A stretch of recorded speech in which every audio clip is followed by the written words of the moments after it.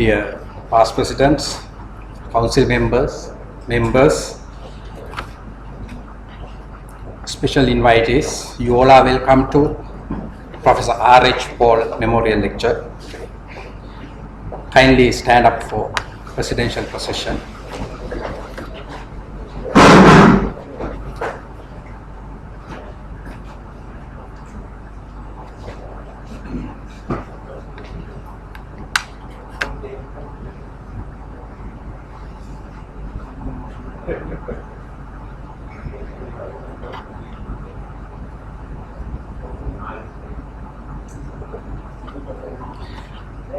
Now I kindly invite following dignitaries to light the oil lamp. Engineer Professor SBS Abeyakon, President ISL. Two senior most past presidents, Professor KKYW Perra, Engineer BR Fernando, Engineer Professor Cecil Kumaravadu, the speaker today, two representatives of the family of late Professor R.H. Paul, Engineer Chamil Edirimoni, Chairman of Electrical, Electronic and Telecommunication Engineering Sectional Committee, and myself.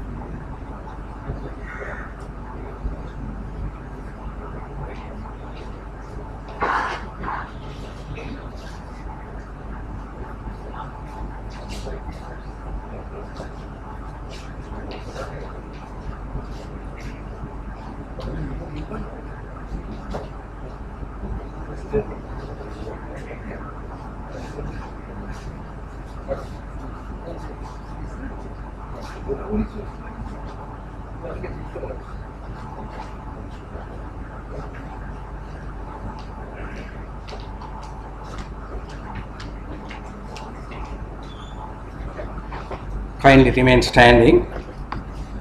Now I invite President to garland the photograph of Professor R.H. Paul.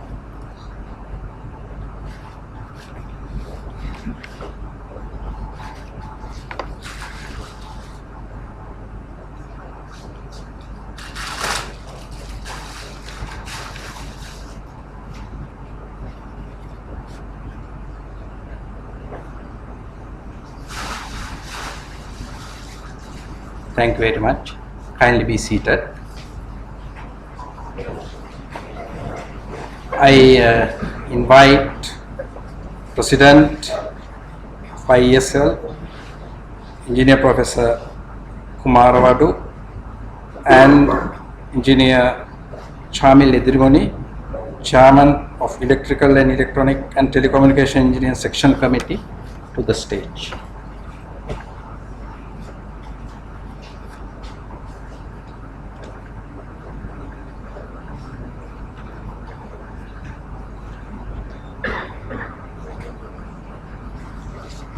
Please.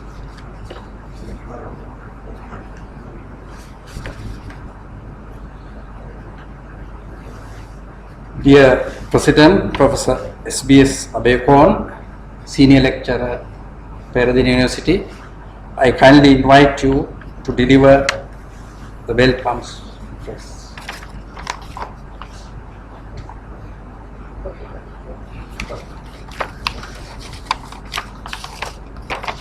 Good evening. past presidents, niece of Professor R.H. Paul and other family members, distinguished invitees from universities and industry, members of the council, Chief Executive Officer of Institution of Engineers Sri Lanka, members of the Electrical and Electronic Engineering Sectional Committee, members of the ISS Secretariat, well-wishers, ladies and gentlemen.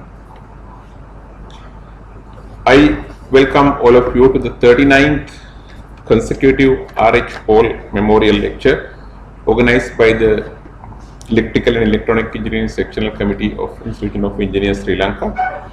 The lecture is scheduled to coincide with the 116th birth anniversary of Professor Robert Heisington Paul, who is undoubtedly the father of electronic and electrical engineering education in Sri Lanka. Institution of Engineers Sri Lanka organizes 6 commemorative lectures, we call memorial lectures, per year to recognize services of 6 individuals who have excelled in their chosen fields and who have enriched the profession of engineering and engineering education in Sri Lanka. They have established benchmarks in their respective fields and they laid the foundations in those fields upon which they left us the task of taking our profession to greater heights in the future. It is our responsibility to learn from their wisdom, their tradition, their experience, their loyalty, and their courage to develop our personalities and also to serve our profession in the best possible manner. Professor R.H. Paul was one of the founding members of the first faculty of engineering in Sri Lanka in 1950, becoming the first professor of electrical engineering in this country. As a fellow of the Institution of Electrical Engineers, United Kingdom, he was their overseas representative in Sri Lanka from 1964 to 1978, when the country was known as Ceylon. While serving as the overseas representative of Institution of Electrical Engineers, United Kingdom, he was elected in 1968 to the President of Institution of Engineers, Sri Lanka. Upon his retirement from university service in the same year, 1968, he was also made the first engineering emeritus professor in the country by the University of Peradeniya. Professor Paul is well known not only for his professional and academic excellence, but also for his administrative capabilities. He was loyal to the Faculty of Engineering and accepted responsibilities when it was a need of the faculty, not when he wanted to go to responsibility. When it was the need of the faculty, he was always there to help and never wanted to cling to positions. He never went after positions. In 1965, when Professor E.O.E. Pereira resigned from the post of Dean of the Faculty of Engineering because of a dispute he had with the then Vice Chancellor Sir Nicholas Artigal over a faculty matter, Professor Paul stepped up to take up the position of Dean. Several months later, with the intervention of the government, the disagreement between Professor E.O.E. Pereira and Sir Nicholas Artigal got resolved, and then Professor Paul stepped down from the position of the Dean, allowing Professor E.O.E. Pereira to continue his work. That is the kind of caliber of the person that we are commemorating today. Professor Paul never got his administrative duties mixed up with his personal relationships. He was a very friendly person and a very stern administrator as well. Professor S. Mahalingam told me an incident involving Professor Paul and another of one of our past presidents and past Vice Chancellor of University of Moratuwa, Professor Samrajiva Karnaratne. This was in early 1960s when Professor R.H. Paul was the head of the Department of Electrical and Electronic Engineering at Peradeniya, and Professor Samrajiva Karnaratne, Mr. Karnaratne then, was a young assistant lecturer of the same department. Professor Paul apparently used to drive down to Colombo on weekends in his station wagon that he had, and young Sam Karnaratne also wanted to come to Colombo one Friday, and he went and asked Professor Paul, "Sir, can I ride with you to Colombo?" Professor Paul said, "Okay, I am leaving at about 3:30, you can come with me." So they came to Colombo on this particular Friday, and when young Sam Karnaratne went to work on following Monday, there was an envelope on his desk. When he opened it, there was a letter inside the envelope which said, "Explain your absence from the faculty from 3:30 last Friday. Signed, Professor R.H. Paul." So that is, he did not mix his personal relationship with duties. So without taking any more of your time, I would now like to invite Engineer Nila Besekara, Chief Executive Officer of ISL, to introduce today's speaker, Senior Professor Cecil Kumaravadu, Head of the Department of Electrical Engineering, University of Moratuwa. I thank you all for being here to listen to Professor Kumaravadu, which I am sure will be a rewarding experience. Thank you very much.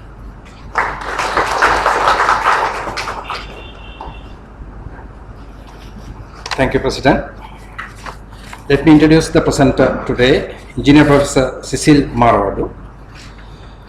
Professor Kumaravadu obtained his Bachelor of Science degree in Electrical Engineering with first class honors in 1996 from University of Moratuwa. He obtained his M.Eng and PhD in 2000 and 2003 respectively from Saga National University, Japan. April 2003 through July 2005, he was with the Intelligent Transportation Systems Research Center, NCTU, Taiwan, as a postdoctoral research fellow. So far, he has authored 4 books and published 30 technical papers internationally. Over the past years, he has been serving as a reviewer of highly recognized international journals and transactions. Over the past 10 years, he has been a member of an international program committee and advisory committee member of several reputed international conferences that include IEEE International Conference on Systems, Man and Cybernetics, which is widely recognized as the world's leading international conference on system sciences and engineering. He is the recipient of JC's Top Outstanding Young Persons Award, Academic Leadership and Accomplishments in 2009, Presidential Awards for Scientific Research Publications 2007 and 2009. His research interests include intelligent autonomous systems, adaptive control, power systems, stability and control, AI applications, and building automation and control systems.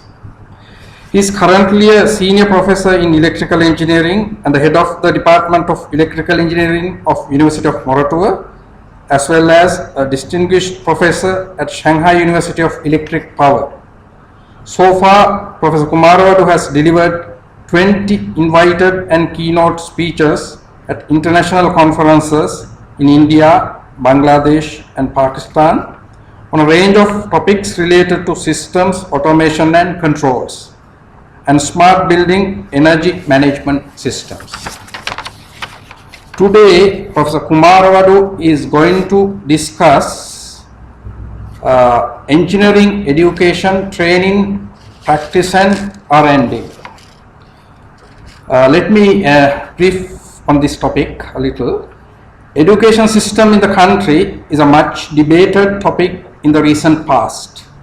Engineering education aims at teaching and training the knowledge, skill and attitudes to the professional practice of engineering.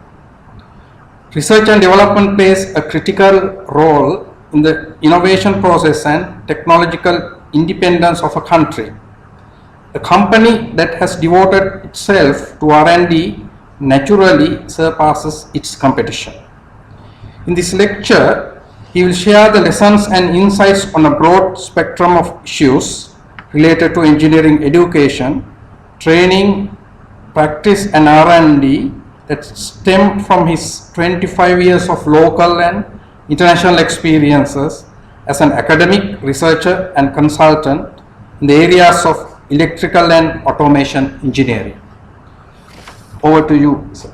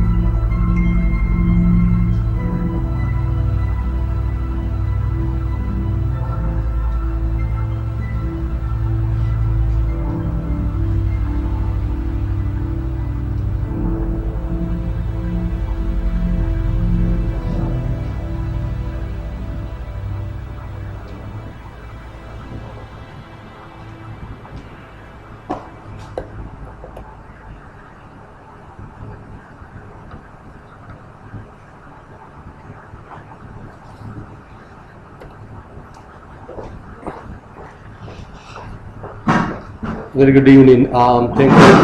Thank you very much for the introduction and for the invitation, particularly electrical, electronics, telecommunication group.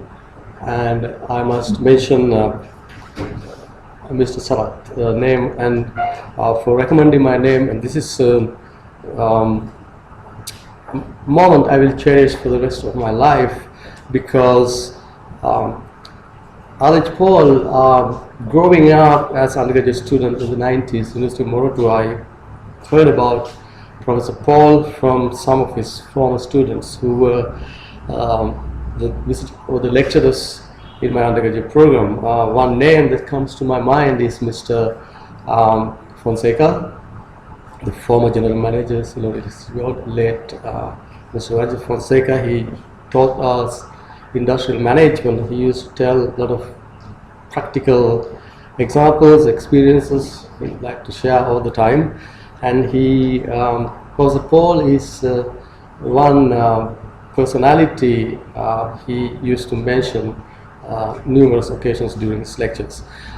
And reading about his contribution as the founding father of engineering education in the country, the very first engineering degree programs, the very first engineering faculty, the first batch, and giving all this background, I believe this is, if I repeat what I said, it's a very important moment that I will remember for the rest of my life. And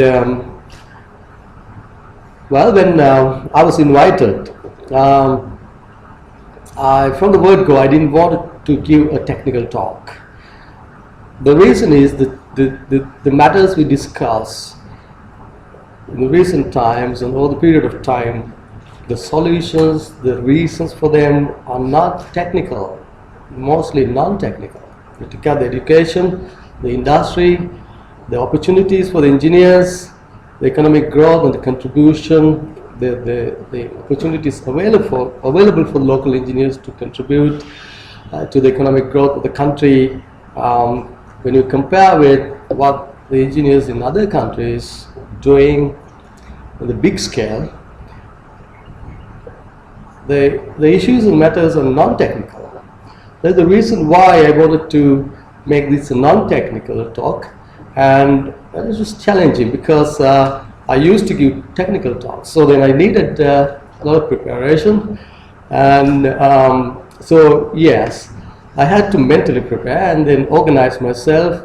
Yeah, it was challenging for me, but it's just a matter of putting together my experiences over the past 25 years as an engineering student, academic, researcher, and consultant, and putting them together in an organized manner and logically bringing different experiences, different times, and presenting. I went through one interview given by one of the celebrated engineers, the son of Professor R.H. Paul, that we all know, Mr. Jayawardena, R.D. Jayawardena, Lanka Transformers. He had discussed the issues, particularly education, the industry, engineers. Did I pronounce his name correctly? U.D. Jayawardena, I'm sorry about that. He's a well-known achiever and an engineer, entrepreneur that everybody can be proud of. And he had discussed, I went through his interviews relevant to internet several times. And yes, the education system, lots of things.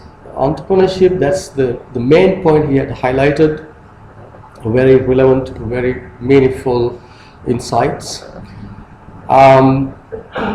So we have such individuals, for example, who started companies from the scratch and developed those companies into world-class entities, providing opportunities for hundreds of engineering graduates, 500 to be precise. That's the number he had mentioned in his interview. I met another such person a couple of days back. Actually, he's from my brother's batchmate.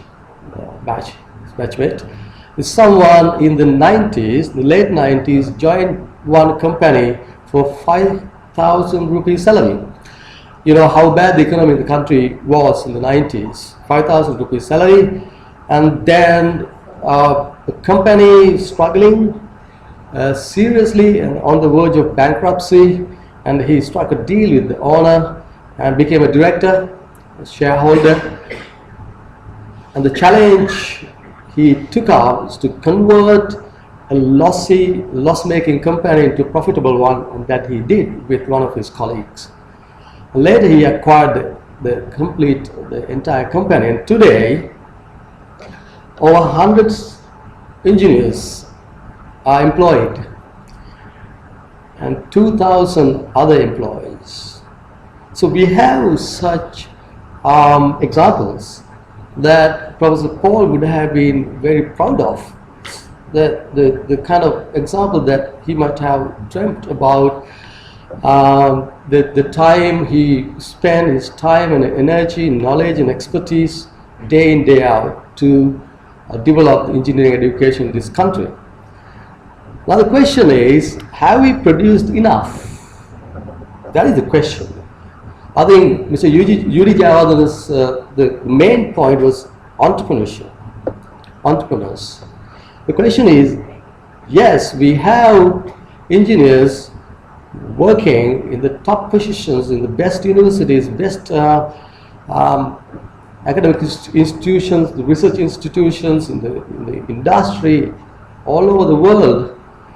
That's true, but have we produced enough leaders and entrepreneurs who can provide jobs, who can create jobs and contribute to the national economic development of the country as much as the engineers in many other countries, let alone US, Japan? Those are exceptional cases, exceptional examples. Taiwan. I would like to talk about Taiwan in my lecture for a couple of reasons. The answer is no. The UD Javadan is very correct. It cannot be right. It cannot be wrong. Yes. So when I mentioned I was mentally preparing for this lecture for a long time. When I ran into this image in CNN, it is an article about wildlife in Sri Lanka, highlighting Sri Lanka as a biodiversity hotspot. So this is Sri Lankan waters, and this is a leopard. This is Sri Lankan wild. They say there are 1,000 to 1,200 leopards living in Sri Lankan jungles, and the numbers are decreasing because they are losing their natural habitat. And so I'm very concerned and so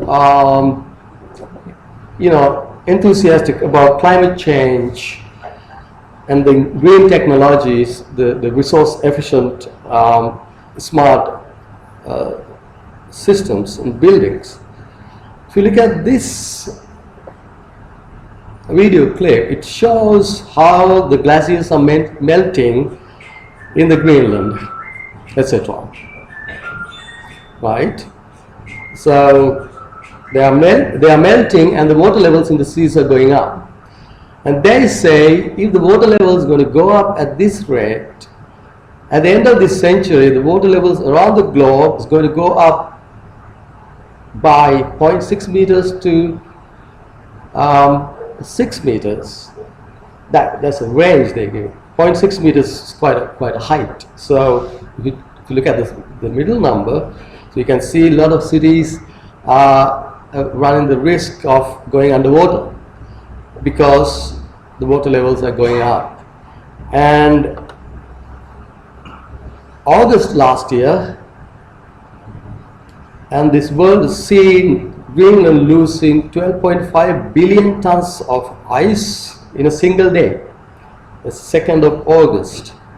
So you can see the picture.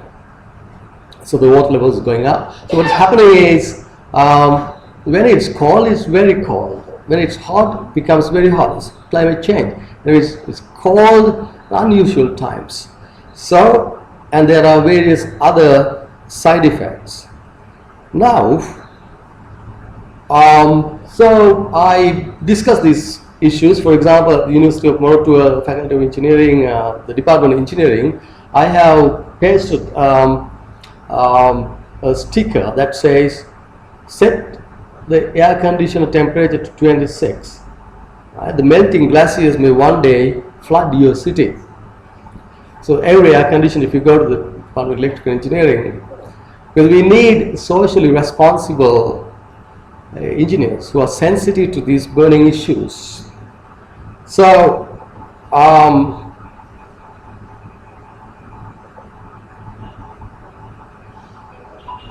okay. Now last year, the control systems paper, I gave one question. That question actually I discussed in the classroom. That is about wrong installation of a split type air conditioner. Right? It is in April. The Colombo is the hottest. The outdoor temperature is something like maybe 36, 34, and then there's a meeting. All of a sudden, the air conditioner stops working. It stop working means it's releasing, it's discharging air, but it's hot air. The air is not conditioned. That means the compressor, the refrigeration cycle stopped. And after some time, it starts to discharge conditioned air for some time, and then again stops. Then you look outside, you see that the outdoor unit is installed in the hot sun just above a asbestos sheet. You can imagine outdoor temperature in April in Colombo maybe 34, 36, and then the temperature in the motor windings maybe 60, because there is no cooling and the air is very still, no wind in April. So this is the question. I wanted the students to analyze this problem. I discussed the problem in the classroom before the exam. I didn't give them a note. You know, that is the problem. Didn't give them a note. I discussed it. I took time and discussed. But I discussed air conditioning, the split type air conditioner, the controls. The question was, okay, this keeps happening. And then I gave all the information about the installation, the control, this on-off control. It's a split type air conditioning unit. And then I told them there's a couple of schools of thought. One of them is that if the on-off control is replaced by inverter type, this problem would have been solved. The file is not opening, but that's fine. I can't remember the complete question, but I wanted them to analyze this problem and produce a very brief report. I had given them title, the report, maximum 15 words. Got a right title there, 2 marks, something like that, the title. Problem definition, maximum 3 sentences, not 3 pages. Like that, very clear instructions. And the observations that there were students who started answering this particular question. This is a very common problem. And these students had not answered the typical questions very well. Typical questions in the sense, mathematically modeling a DC motor, okay, and they're taking the Laplace transform, transfer function, stability analysis.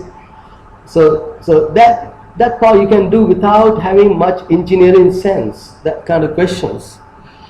The students who have done very well in those questions and their GPAs are good have done very poorly in this question. I'm not sure I should mention this, but the female students not interested at all.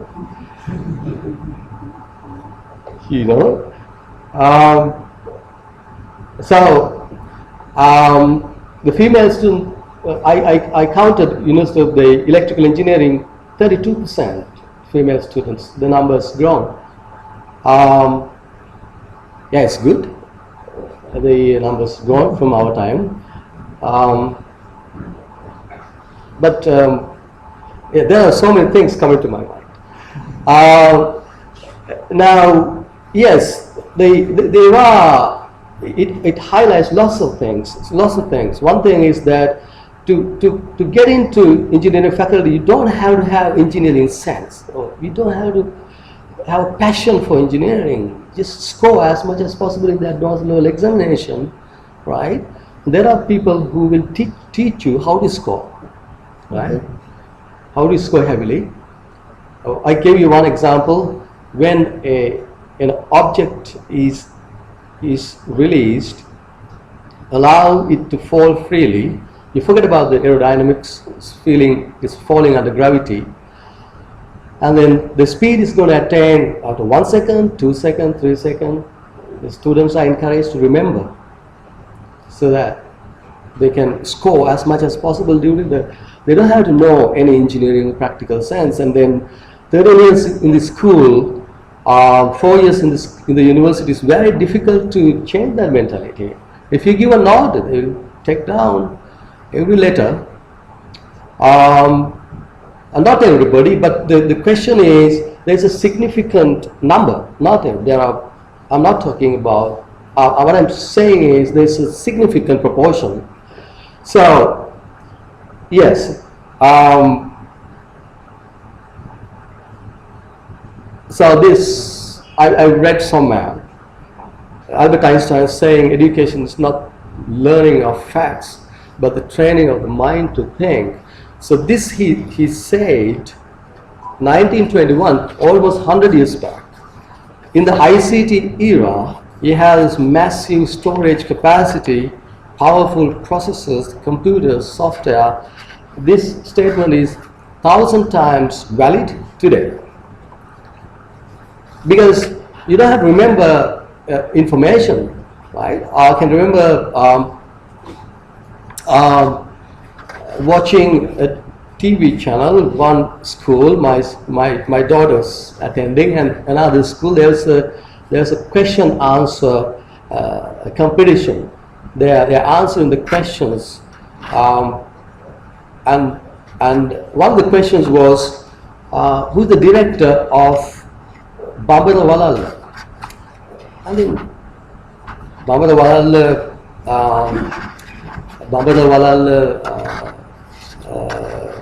චිත්‍රපටයේ අධ්‍යක්ෂකවරයාගේ නම මොකක්ද?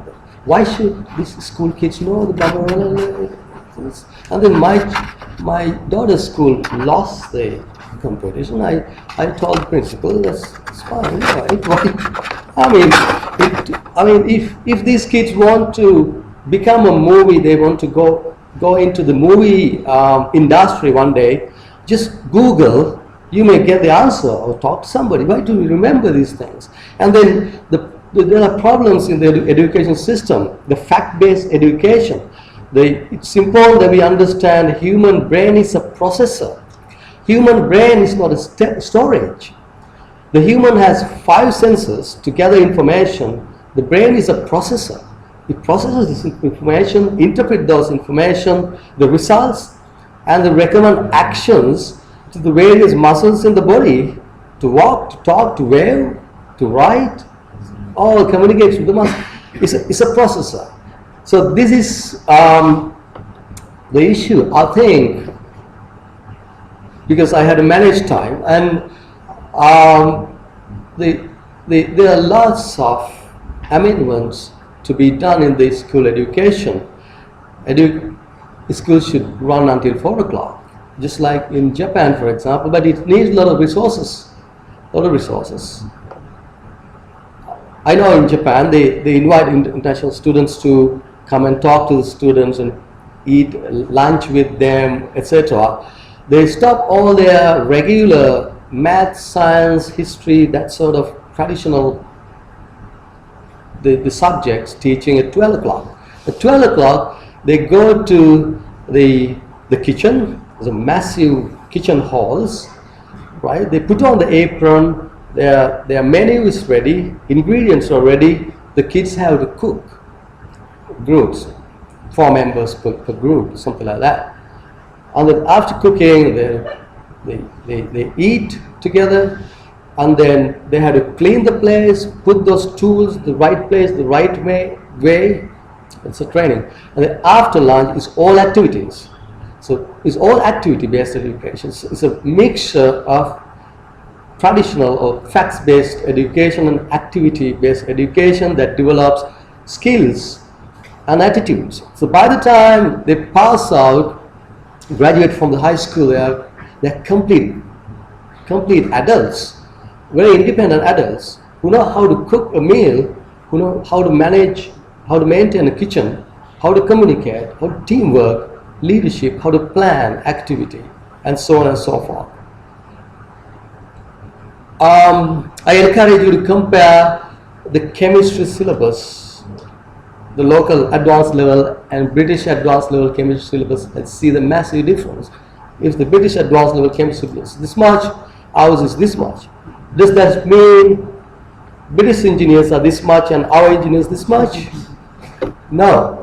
So it's too much to remember, way too much to remember. And for engineering students, that much of chemistry syllabus, when I looked at it, at the notes, because my son is doing advanced level next year in maths, And I cannot, because I didn't have this problem, because now the competition is so high that the syllabus is covered 1 year in advance.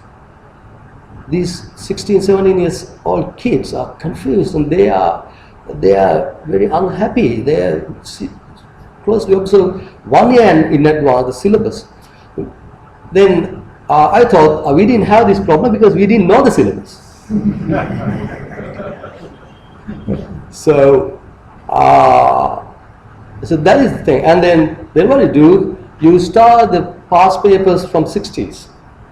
1 year in advance, complete the syllabus, past papers from 60s. And the same applies to teaching a massive physics syllabus to medical students, the students who want to become a medical doctor one day.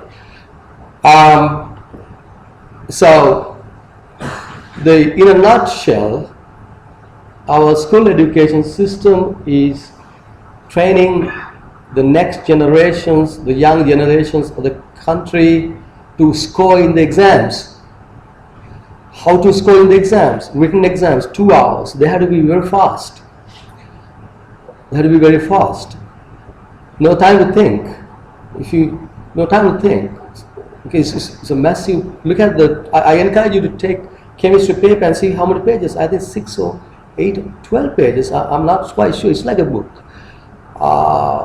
The paper. So what my assessment is that the human brain is a processor.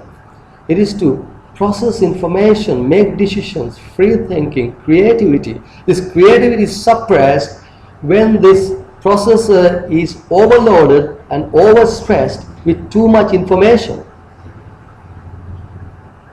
Right? You use a processor as a storage, then the processing power degrades and the processor performance seriously affected. That is the reason why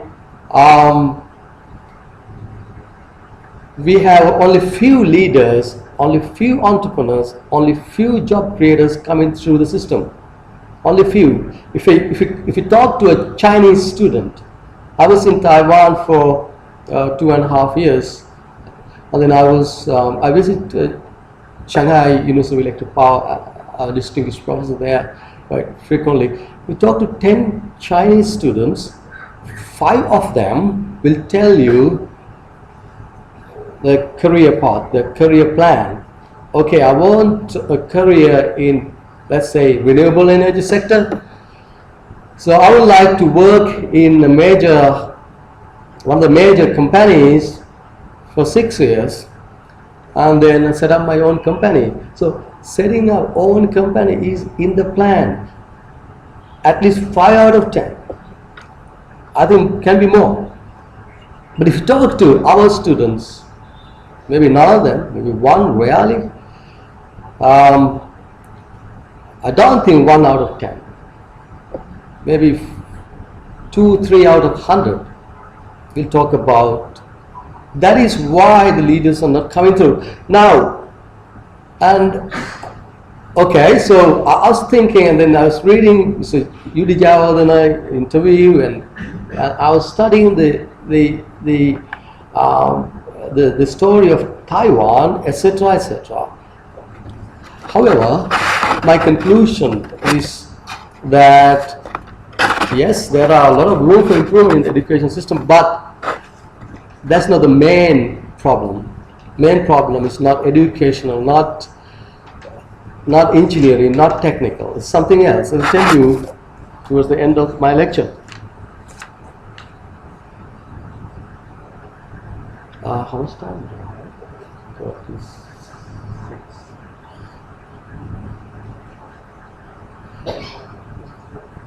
I think I had to skip a lot of things that I prepared. Let's move on.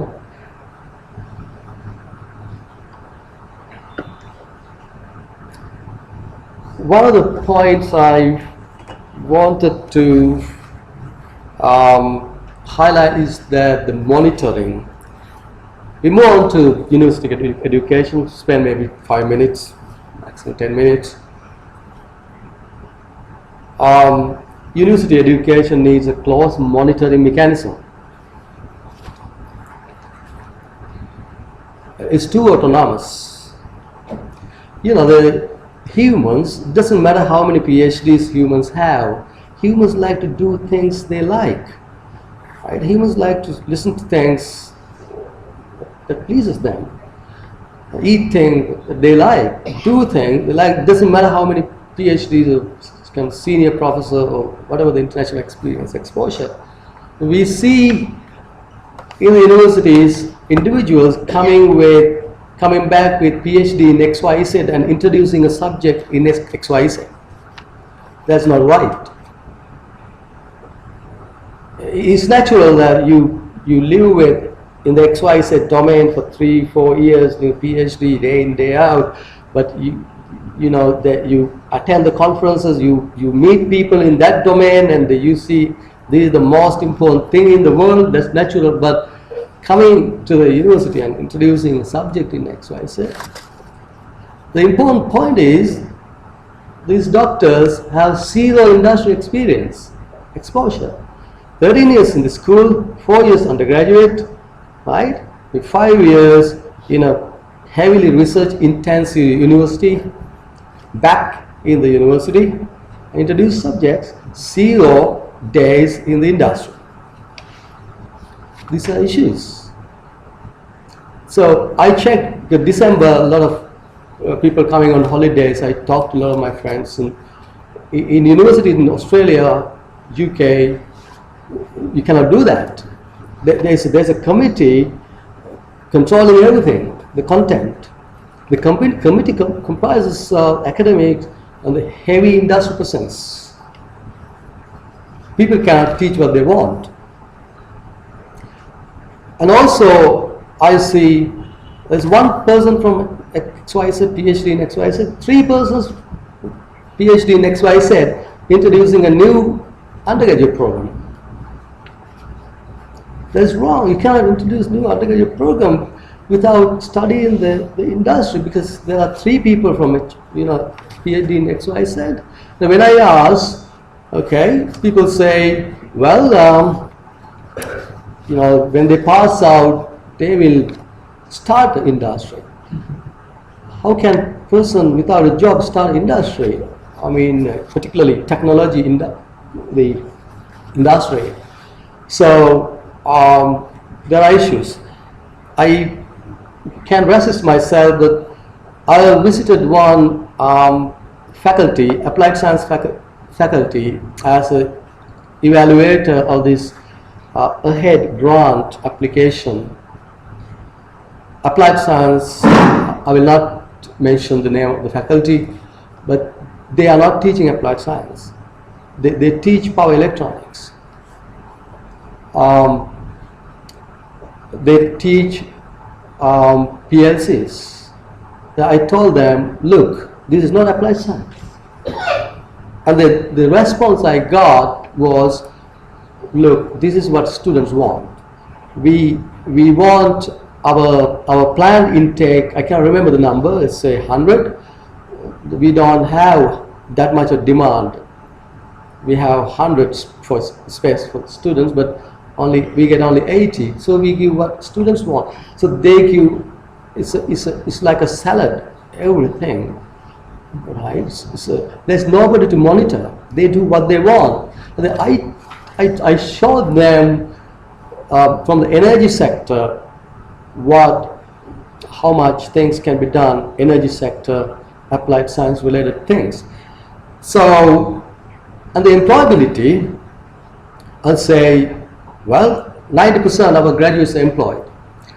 But if you look at the employment records, they are working everywhere except for as applied scientists.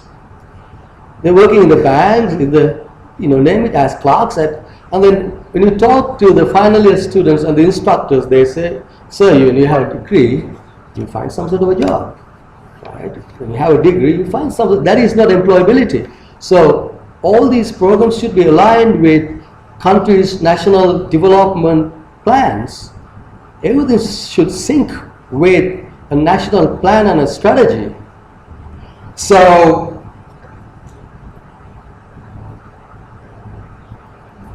So yes, and then the quality of the education. Yes, there's a lot of room for improvement. The numbers have increased from, for example, from our days 48 now 100. If you look at the electrical engineering, the infrastructure has not been expanded. There's no room for expansion. Actually, these days I'm working with various organizations, including ADB, to get some funding to construct a new building at where the Wala canteen is. We need space because the student numbers are too many, hundreds, too many. So it's very difficult to remember, let alone the names, even to remember the faces of the students. It's 100 per batch, 400 in total. Yes, it's very difficult to remember even the faces. I know that even the students do know each other. Sometimes there are instances. There are a few things that we do as much as possible, but the thing is, the funding goes elsewhere because Mother 2 doesn't have problems. When you say, when I was in Manila, and then we talked to in the meetings, and I mentioned we need this infrastructure. Oh, Mother 2 doesn't have problem. All employed. Mother 2 is doing very well. They generate their own funding. So the funding is pumped to various other universities, particularly in the remote areas, newly built universities. But the thing is that a lot of space, a lot of computers, a lot of labs, buildings, the playgrounds, etc. But the human resource is the issue. Now, you cannot produce professionals. The important key point is human resource. Now, I heard, this is unofficially, I heard that University of Jayawardenepura, the demand for the engineering undergraduate program is third or second. Now, it's about Ruhuna being a very new, because the location matters. Location is extremely important, so it's not right to build universities in the very remote areas where people don't want to go, particularly academic staff, academic faculty. Academic faculty is the key, not the infrastructure, not the other facilities.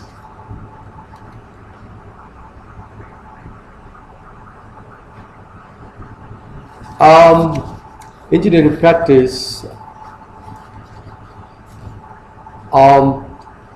The engineering practice is, I think, it is the passion for engineering. What is important is, and not to think that being a graduate from a particular faculty makes you a world-class engineer for the rest of your life, or they sit back and relax. It's very important. The expertising engineering and technology is a lifelong mission. Things are changing all the time. Things are being updated and upgraded. So you got to be in touch, read the magazines, be a member of the leading professional associations, and keep up to date. Another Einstein saying, it's very important, if you can't explain it simply, maybe you haven't understood it sufficiently. This is very important. I mean, I saw somewhere else say, if you cannot explain it to 10-year-old, let alone 10-year-old, if you cannot explain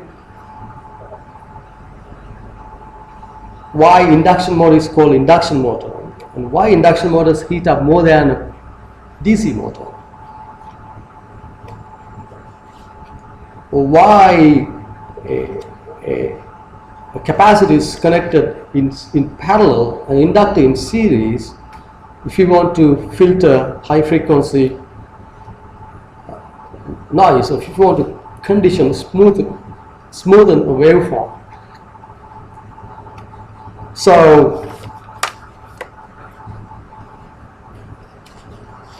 I think the success for the practice, engineering practice, is all about having a clear mind. You've got to have a very clear mind about the systems that you deal with. If you're dealing with a generator, about the frequency governance and why the frequency goes up when there's an energy balance, etc. So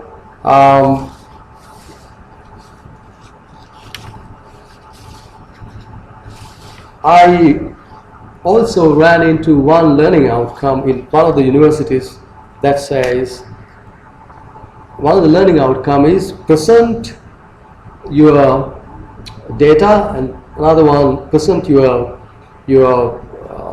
answers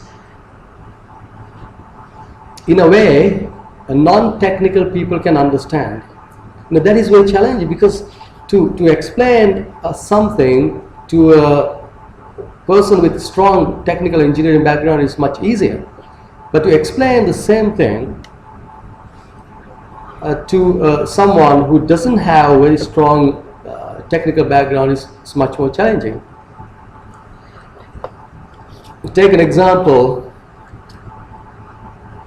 Now, if you take a diesel generator, right, and the load is electrical, there's no control over the load. The load can go up and down. When the load goes down, the mechanical in is going to be larger than electrical out, energy imbalanced. The balanced energy has to be absorbed internally by the generator, and the generator, the kinetic energy goes up and it accelerates, right, beyond the synchronous speed. As a result, the frequency goes up. But if you look at this particular example, this is a scenario where a cyclist is doing physical training, physical exercises, and can have a flywheel. It's coupled to a power generator. There's a battery and battery charger on the battery, inverter, and AC loads. In this kind of scenario, in case the battery is almost full, and very powerful person, let's say very powerful person comes and injects a lot of power, right? So the battery cannot absorb anymore. The electrical load is too little to absorb that power. That power should go somewhere. Power has to be absorbed by the internal, the system's internal energy goes up. So how do you strike a balance? So this is the question. One of my colleagues recruiting engineers for this program, he got 40 million ahead grant for this, to develop this system. It's an exercise machine that generates power. And then here it's a difficult question, because in the case of regular generator, mechanical input is under your control, so that you can balance by increasing or decreasing the mechanical input depending on the electrical, the load or the demand. But here, the exercise experience, this person wants to experience the exercise without many constraints. So in this machine, power generation is secondary, but the user experience is primary. It's the prime thing. So if a very powerful person comes and injects too much power, what's going to happen, and how do you tackle that problem? So there's something to think about. What I understand is that they forget about Laplace transforms, differential equations, partial differential equations, whatever it is, complex numbers, all these mathematical modelings, the concepts, and so on and so forth. We mathematically models the systems so that they can be better understood before really working with the physical system. And we do mathematical modeling and the mathematical manipulation and obtain some results, interpret those results, right, and solve the practical problems. It's very important to be able to explain things in a common sense way a common man or person who doesn't have a strong technical background can understand. I'm talking to the young audience particularly. So it's very important you enjoy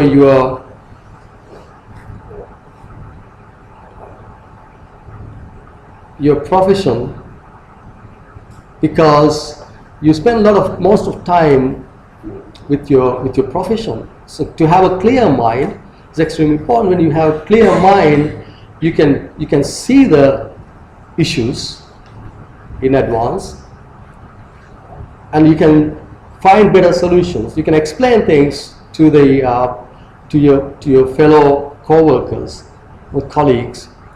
So that makes your professional life more enjoyable and live and kicking.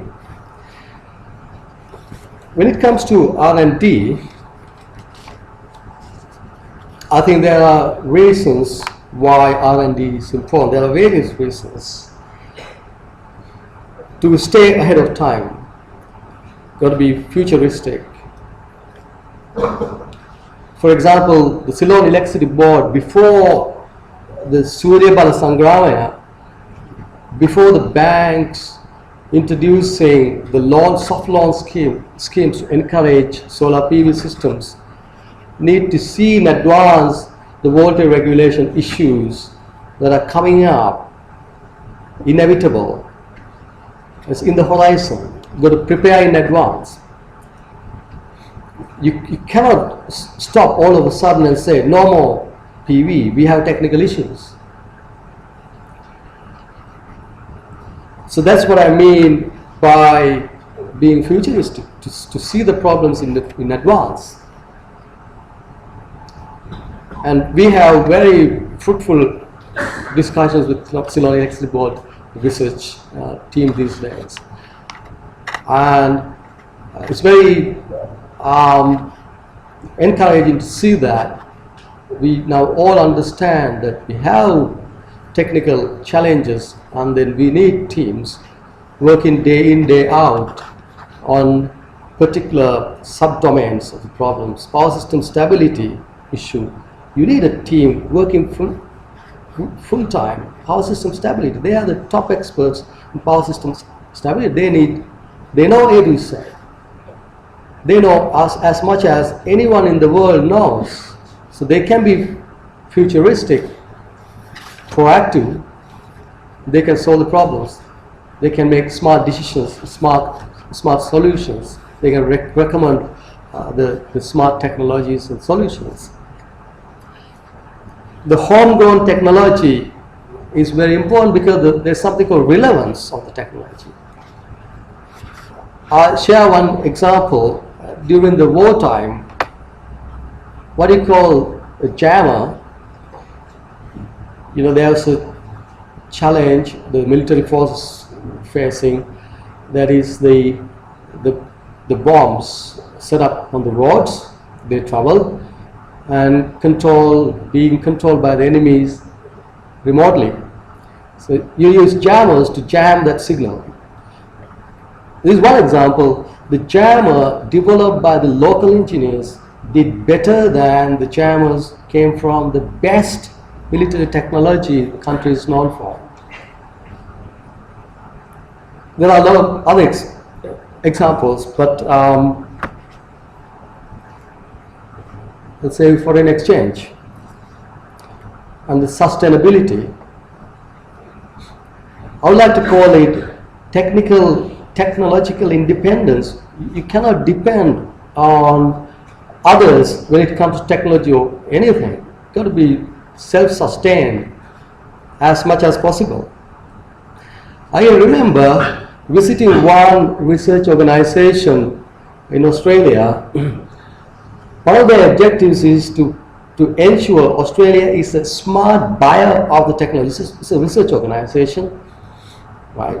Because you cannot develop all the technologies. Sometimes you have to buy certain technologies to make Australia a smart buyer of technology. So there are two types when it comes to research. One is in-depth study on a chosen topic. It doesn't have to be original research. The one is original research, which is something that hasn't been done before. So, but whatever that is, the originality can be local. I can remember one of our researchers putting forward a flight control design to develop a flight control at home. The question raised was, there's no originality. You know, there are flight controllers in the market. That's not correct, because this is going to be the very first flight controller locally developed, right? And when you have the technology, you can keep improving. You can go to the next step. You don't have to depend on expensive others. And also, they will not tell you the secrets, what is inside. Those are intellectual property rights. So the technology and engineering research, the originality can be local. If you don't know how to do it locally, that's fine. If it's the first time that we are doing, that gives us the independence, right, from the others, self-reliance, and then room to develop the most relevant technologies, most suitable technologies that serves our purpose best. Such research should be encouraged. One of the key shortcoming I see in our engineers is the literature review is a skill. Literature review. For example, literature review is when you have a problem in mind, in your hand, when you know the aims and objectives, when the problem definition is clear, right? To understand that lots of these problems have been solved elsewhere in the world, may not be in Sri Lanka, but elsewhere in the world. And they have published their work and available in the open domain, right? So why don't you read those literature and learn from their experience? Will enable you to save a lot of time and energy. One example comes to my mind is that one professor who's based in Canada, he's originally from Matale. He wanted to give back to his community. He wanted to develop what he called telemedicine kit. It's basically the people in the remote areas have to travel long distance to reach out to our expert medical doctor. The idea is very simple. It's not new. It's new to Sri Lanka.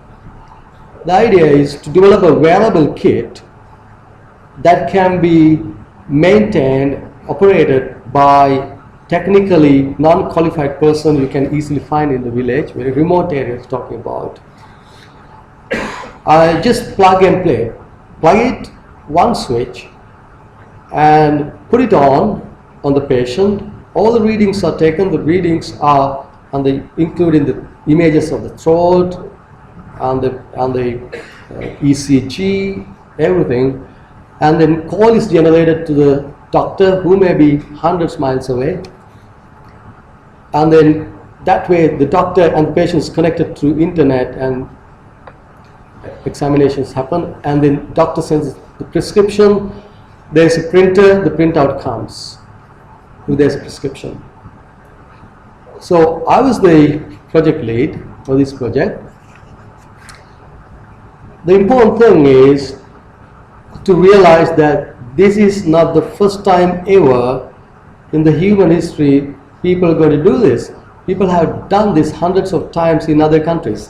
When I searched the internet, I ran into a report, very comprehensive report of the same project done by MIT USA team. Because it's a community project, this document is available in the internet.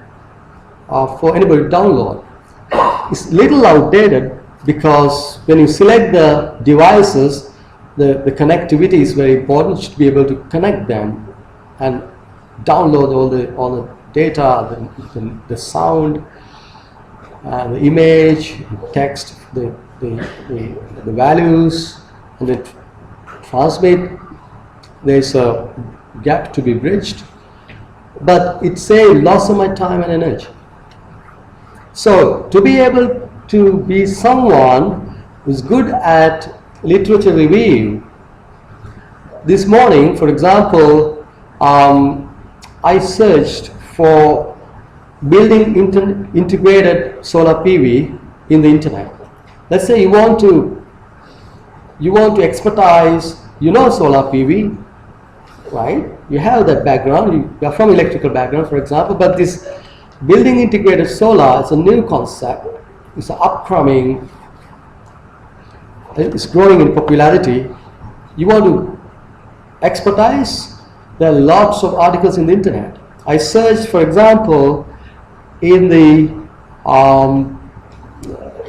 Explore. IEEE Explore alone gave me 991 related articles. 991. The key to literature review is that in today's context, it's an extremely important skill of the practicing engineers to know the terminology. If you don't know the terminology, right, you won't be able to communicate effectively with the search engine. You've got to tell the search engine what you're looking for.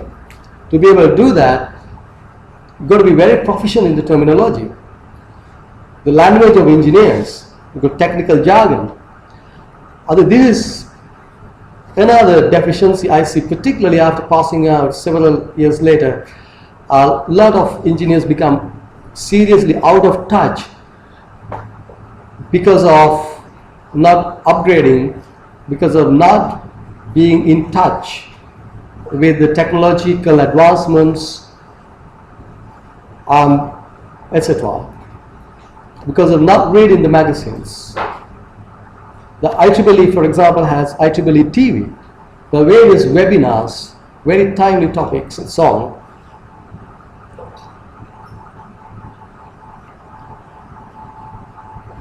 The thrust areas are energy conservation.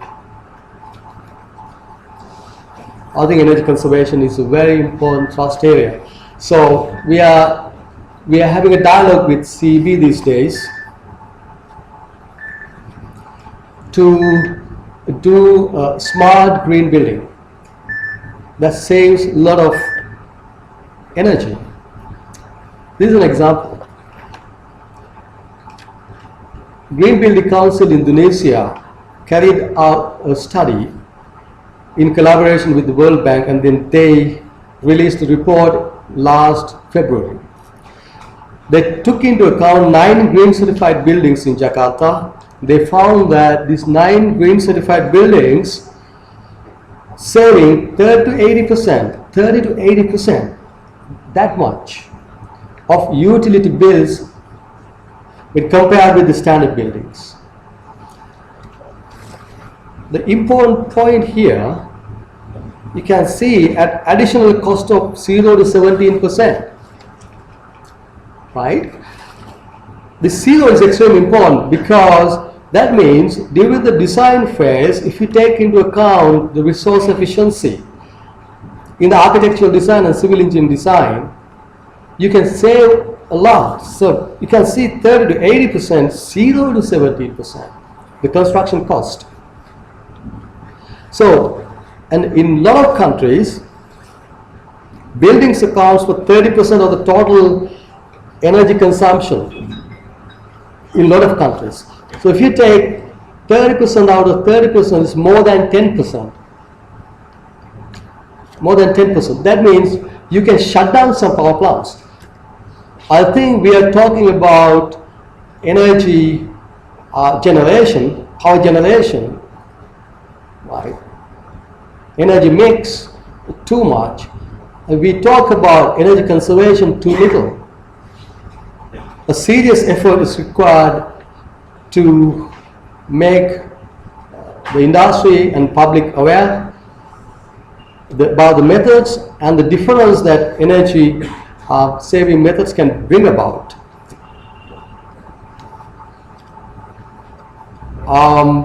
In this country.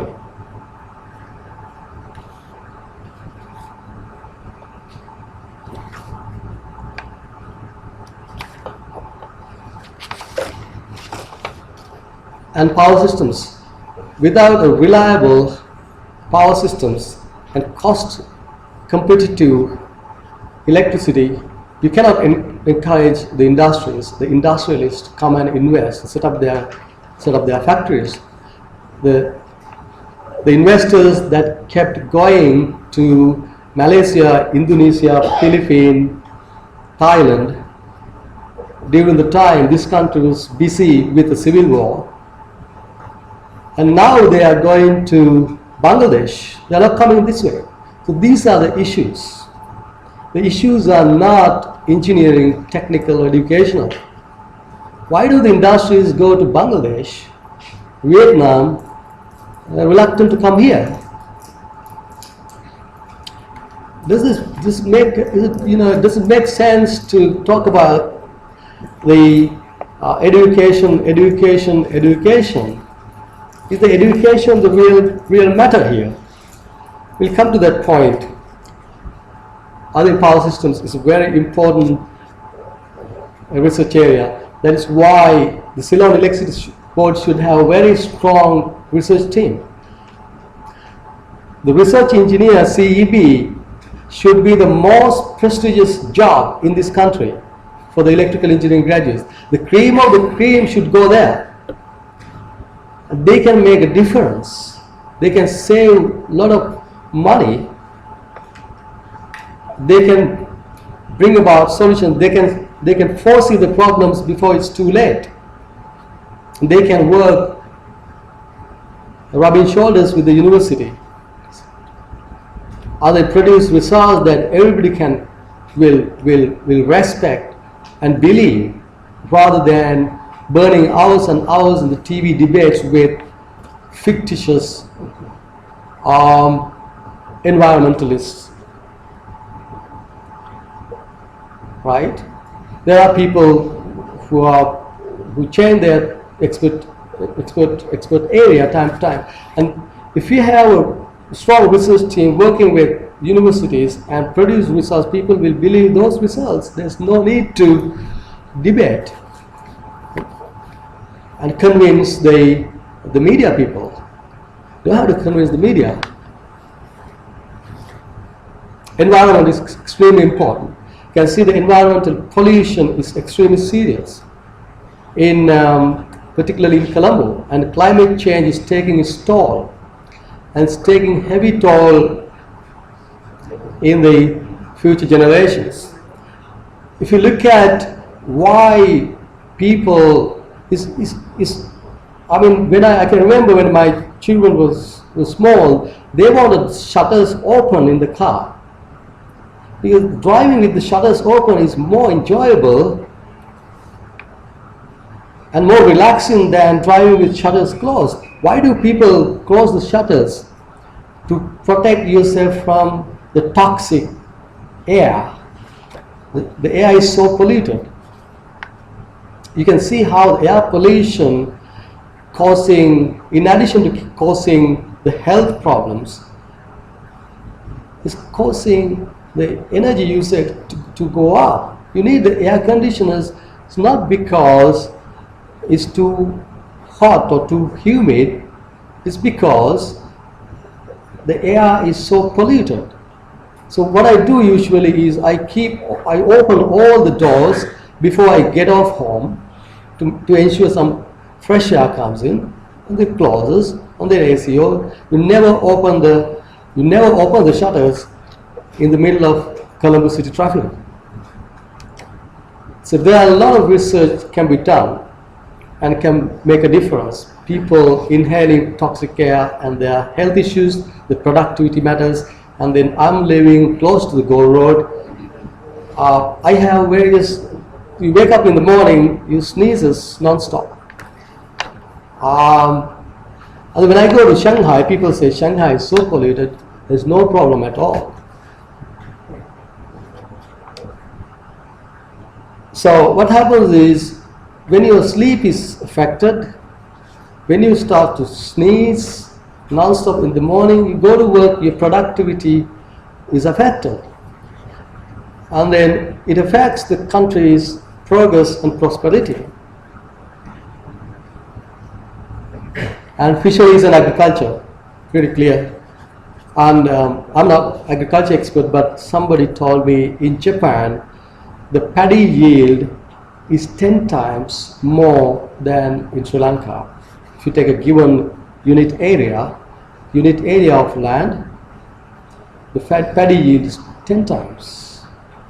Simple things, simple technologies, I'm pretty sure. So this is the reason why these institutions such as Nerd Center, NSF, Arthur C. Clarke Institute for Modern Technologies, all these should be aligned with the purpose, with countries' development plan and strategies, clearly defined aims and objectives, clearly defined expected outcomes based on identified thrust areas that can make a difference. I'm not quite sure that's the case. When I was an undergraduate student, I visited Nerd Center. There were some researchers doing research. And one researcher came to me and asked whether I can share my DC motor node with her. So you can imagine a researcher is looking for a DC motor node. The person who's working on, I can't remember this back in early 90s. But we had to ask questions whether these institutions are aligned with the national purpose and working to a plan with clearly identified aims and objectives and deliverables. When the deliverables are practically realizable, you can assess them every year. And you can plan the strategies again, and you can, they should be measurable outputs, because hundreds of millions are pumped to these organizations.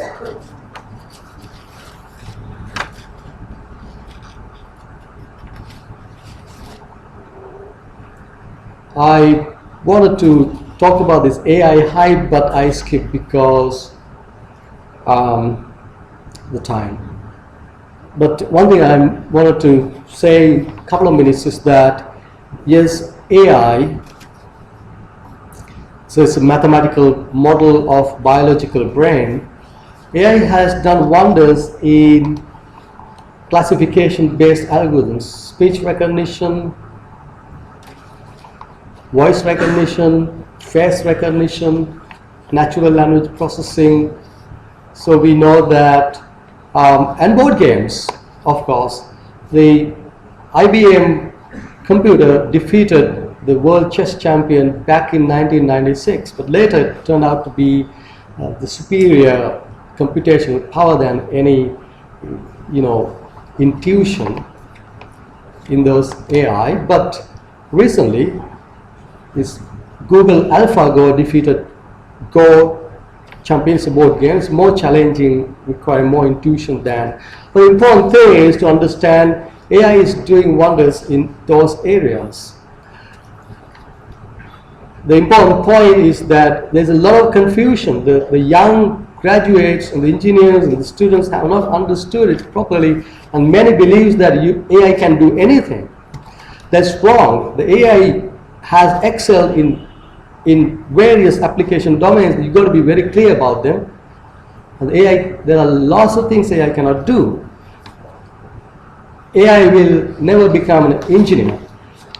So the human will be the engineer and AI will be the tool. This is Gary Kasparov competing with the machine. This is IBM. This person is not making decisions. This person is just making moves that the computer recommends.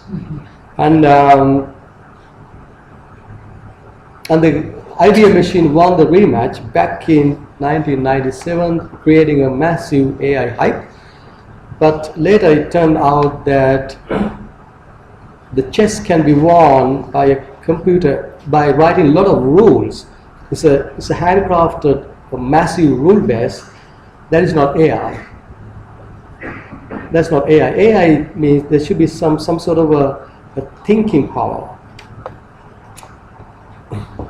Now we talk about education and the deficiencies, the improvements, areas for improvements, and so on and so thing. And then question is, do our engineers, are they bad compared to their international counterparts? Now this is an email. One email came to my mind and I copied in here for you.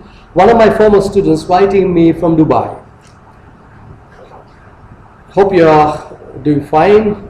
There are vacancies for electrical and mechanical engineers who wish to work in Dubai. Interviews will be held in Hilton, Colombo. Anyone interested can, yes. This is my response. Thank you for the message. It will take several months for the current level 4 batch to pass out. This will final year. And there is no instructors available with the BSc engineering program. This is few years back. Please alert me on similar events in the future. Now she responds. You can see, thank you very much. There are demand in Dubai, Abu Dhabi, Qatar, Sri Lankan engineers, as Saudi Arabia. I personally know that the BK Gulf company in Dubai failed to get enough CVs. A lot of European people preferred Sri Lankans over Indians, Pakistanis, and Filipinos. So, our engineers are not bad. Our engineers are as good as any of their counterparts.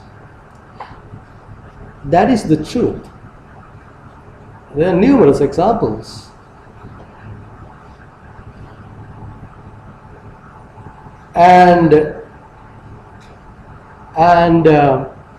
Okay, I come to that point shortly. I take Taiwan because Taiwan, if you look at the land area, is more or less the same as the land area of Sri Lanka.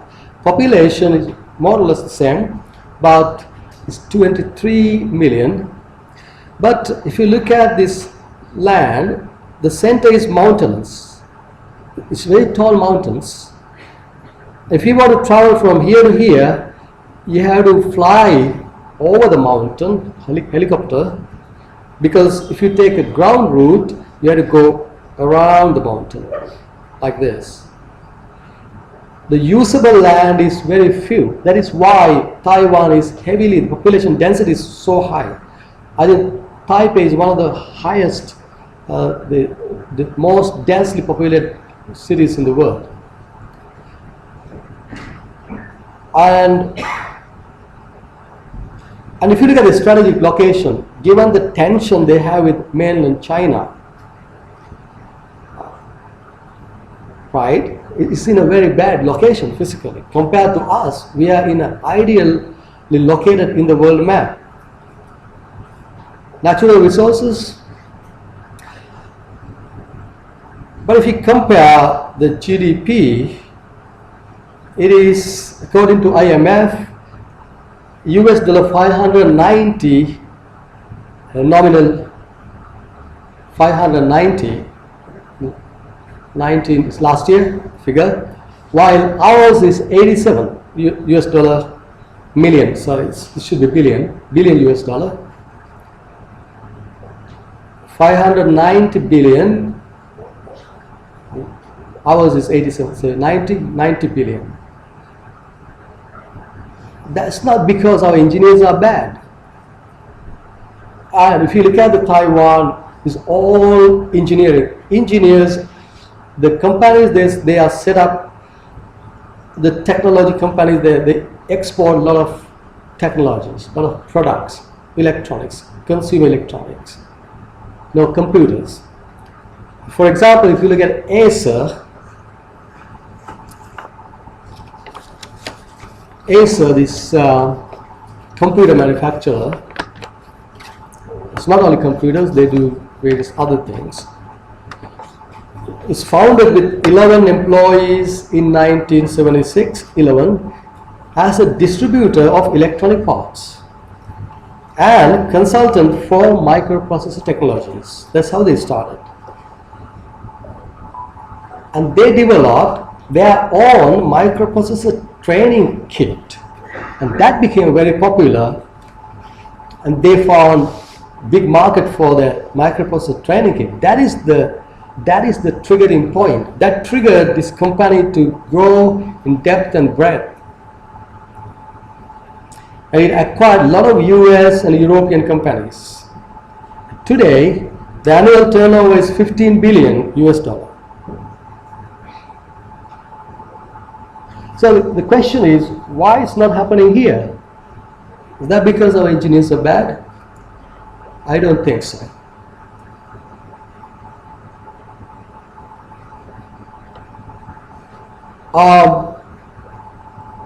If you look at Taiwan, they have all the big companies in the world, automakers, electronics, consumer electronics, you name it, coming and investing. They opened the doors, they created a conducive environment for business, so attractive for the technology companies to come and invest. That gave opportunities, the employment opportunities for tens of thousands of engineers to work in the cutting edge, with the cutting edge technologies in the world's leading companies. That gave the exposure, that triggered their hidden talents. As the designers, entrepreneurs, they saw the business opportunities. After working 10 years, they realized, well, I can do this my own, so I come out and set up my own company. That is how these local companies, the entrepreneurs, started.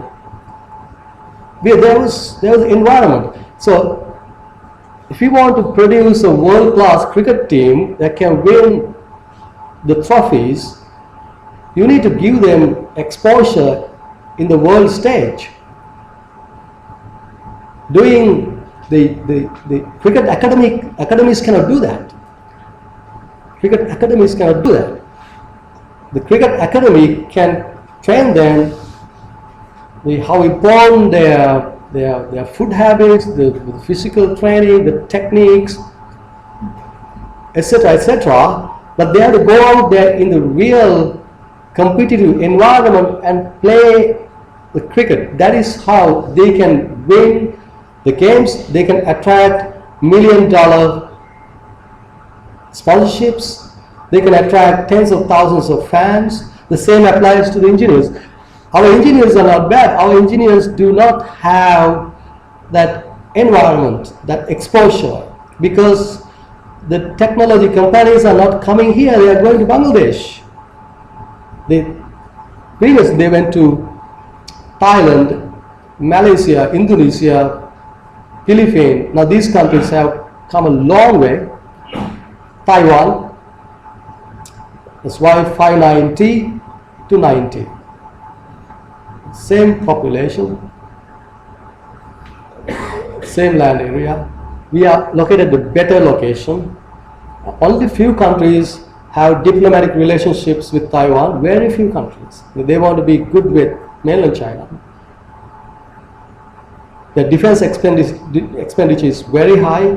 They have issues. And the thing is that when you push the person to the deep end, the pool with the water, not the pool with little water or no water, that is when the real talents come up. That is when the entrepreneurial skills, the leadership skills, the risk-taking, everything comes up when you are in the deep end. When you are in a pool without water or little water, the water quality is not good, You never produce a swimming champion who can make a difference, who can win the Olympic medals. The same applies to the engineers. To produce engineers who are entrepreneurs, this applies to entrepreneurship. So we need to create a sound environment, conducive environment for the industry to come and invest and show examples, give exposure and opportunities. It's about opportunity. And then our engineers will be as good as anyone. So, in a nutshell, yes, education, there's a lot of room for education. Education needs to move from the fact-based education to skill and attitude-based education. By the time they pass out 18 years of age, they should be complete adult, matured, independent, can make decisions independently. It's important to improve the facilities in the existing faculties, starting universities in the remote areas where human resources scarce. Doesn't make any sense, doesn't make any serve any purpose. We need to attract investments from reputed technology companies. It's all down to policy decisions, national planning and implementation. It's all political. It's not technological, not engineering. So that is why, number one thing, you need a stable governance, stable government, because for an investor, it's called investor confidence, we say, investor confidence. The investor to come and invest hundreds of millions of dollars, right? That person should have confidence that by the time you make the investment decision, by the time you start the construction, say the factory, by the time you the commencement, commission the factory, and by the time you break even, the country's policies, the political stability, the policies remain the same. That is the key point. So before I wind up, I would say, yes, we have produced numerous engineers who are researchers, academics, entrepreneurs, practitioners that Professor Paul would have been proud of. There's no doubt about that. But as a country, we have not realized its fullest potential. Countries like Taiwan, Japan, I will not talk about giants like Japan or US. We know that the backbone of the economy of these countries are engineers. The companies they founded, all technology companies, the giants, they are the revenue makers. We have not achieved that full potential because we were busy with the civil war. It dragged too long.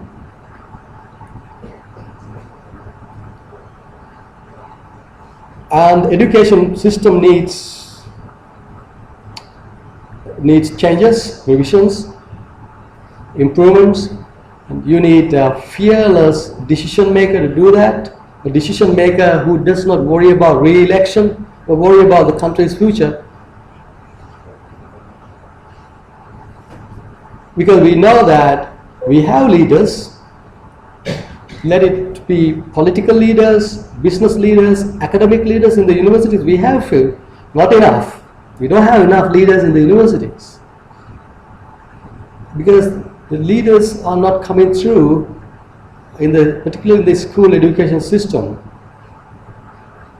And the key thing is to create a sound environment for the investors to come and invest and start new industries. No new industry has been started over the past few years. Nothing new has happened. Giving exposure and opportunity for our engineers, then they will see the opportunity, they will see their full potential. When you realize your potential when you see the opportunity. when there is no opportunity, the skills, the talents do not come up, do not surface. So therefore, what we need is a strong governance and policy decisions, national planning and implementation. So I again thank you ISL and for the invitation, and I must tell you that I enjoyed this lecture as much as any other lecture I've delivered in my life. So thank you again. I hope this lecture benefited.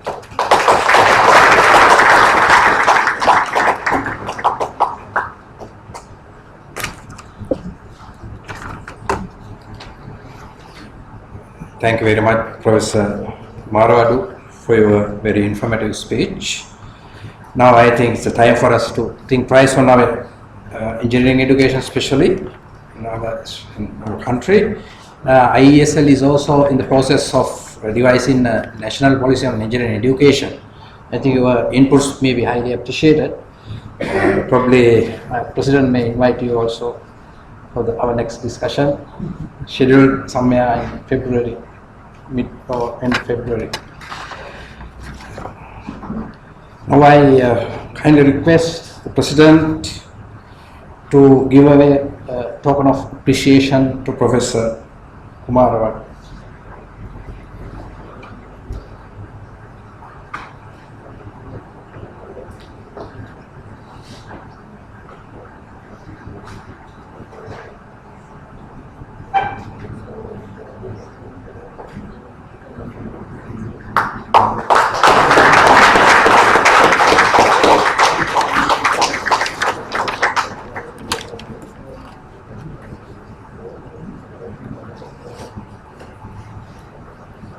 Thank you very much. To end the session, now I kindly invite Engineer Chamil Ledrimuni, the Chairman of Electrical, Electronic and Telecommunication Engineering Sectional Committee, to give away a word of thanks.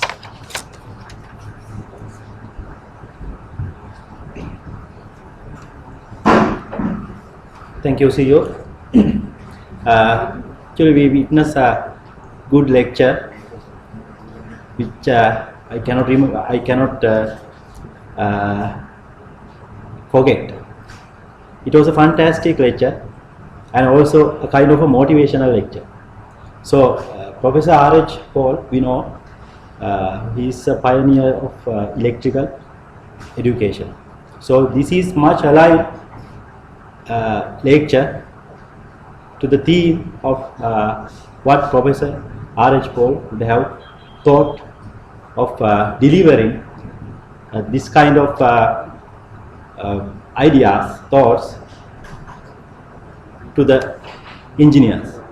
So there were many things that we can take out of the lecture, and also we are in the course of formulating these educational policies, as Engineer Neil told. So we will get many thoughts of this kind of lectures. So I would like to thank Engineer Professor Cecil Kumar for having with us, and he has just told that this was one of his most memorable lecture, and we truly grateful to have you here, and we honor you, sir. IESL need to deliver much more lectures like this. So thank you very much, being in a busy schedule. So we would like to engage with you in the future also.